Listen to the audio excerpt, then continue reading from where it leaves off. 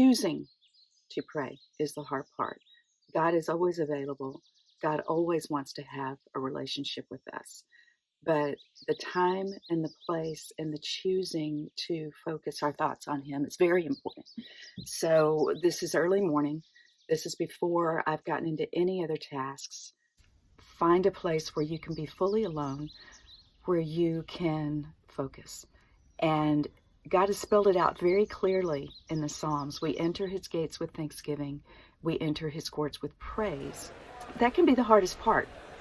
Choosing to be grateful, choosing to praise. So being grateful, what does that mean?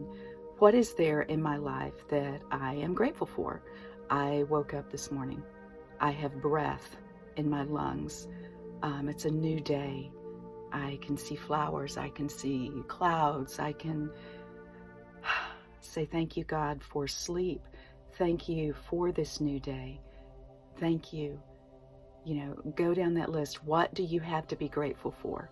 And if it's been a while since you've just sat still and said, what can I be grateful for? Then find that time and do it. The next step, of course, is to enter His courts with praise. Now, I can focus on, what I have, very self-centered.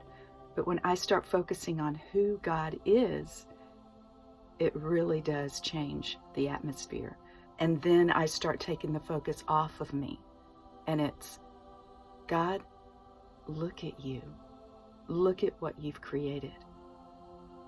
Whether I feel like it or not, you are kind, you are loving, you are love, you are beauty. You've created so much that is just gasp-worthy, gorgeous. Stay in that frame of mind. Keep saying the words. It's not a matter of how you feel. It's a sacrifice of praise, especially when you first get started. Just keep taking those thoughts, those words, and aiming them toward gratitude, toward praise, and then stay there. It may take a while, but God does want your interaction. God does want to have a relationship with you.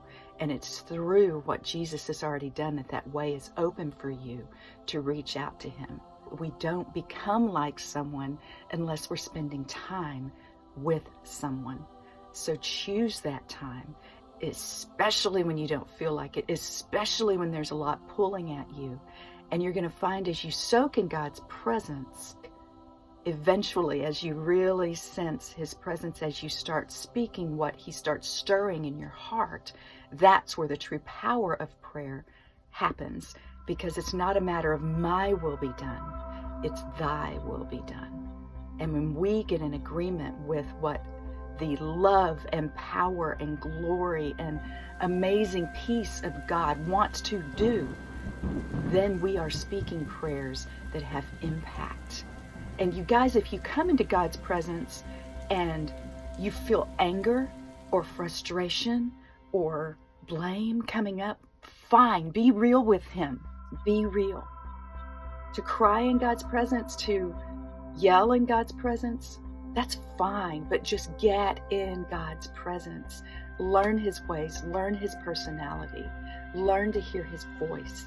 And it's going to change the course not only for your day, but for your life, for the lives of those around you. And if enough of us would do this and just really reflect God from this quiet, abiding time in Him, the whole world truly would change.